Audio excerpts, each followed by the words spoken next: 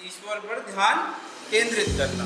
तो केंद्रित हम पहले भी करते थे यार ईश्वर पे ध्यान, ऐसा नहीं था कि हम पहले नहीं करते थे। पर पहले हम कब याद करते थे?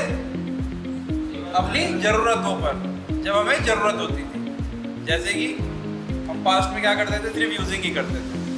यूजिंग के अलावा और कोई काम था हमारा?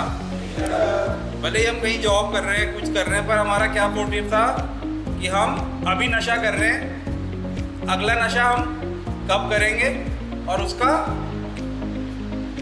इंतजाम कैसे होगा। इतना ही ध्यान रहता था हमारा। अभी कर लिया और अगले का कैसे इंतजाम होगा, उस चीज़ पे हम सारा ध्यान रखते थे। अब उस चीज़ पे जब हम ध्यान रखते थे, तो जब वो चीज़ नहीं होती थी, तो तब हम किसको याद करते थे? ईश्वर को।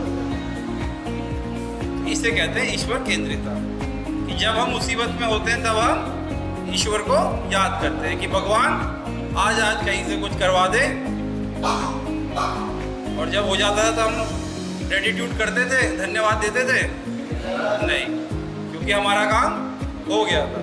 हम अपने मतलब के लिए याद करते थे। तो ईश्वर केंद्रित हम पहले भी थे, ऊपर वाले पे हम विश्वास पहले भी रखते थे, पर अपने मतलब से, अपने ज़रूरत से।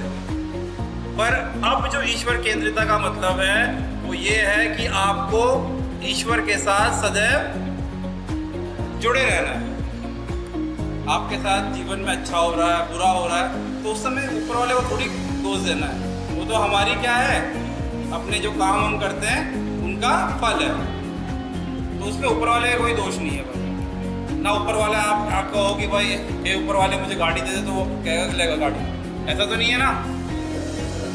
इसलिए तो आपको खुद मेहनत करनी होगी और खुद वो चीज़ हासिल करनी होगी। बस आप ईश्वर से क्या मांग सकते हैं कि हमारे से ऐसा कुछ गलत ना हो जाए कि किसी को कोई दुख पहुंचे।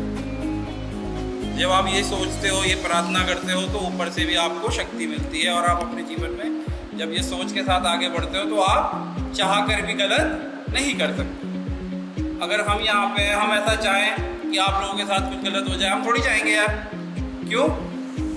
क्योंकि हम ऐसा मानते हैं कि भाई हम यहाँ पर हैं तो हम ईश्वर से जुड़े हुए हैं और रोज़ यही प्रार्थना करते हैं कि हम ऐसा कोई गलत काम ना करें जिससे किसी को कोई दुख पहुँचे। तो ईश्वर केंद्रितता यही है।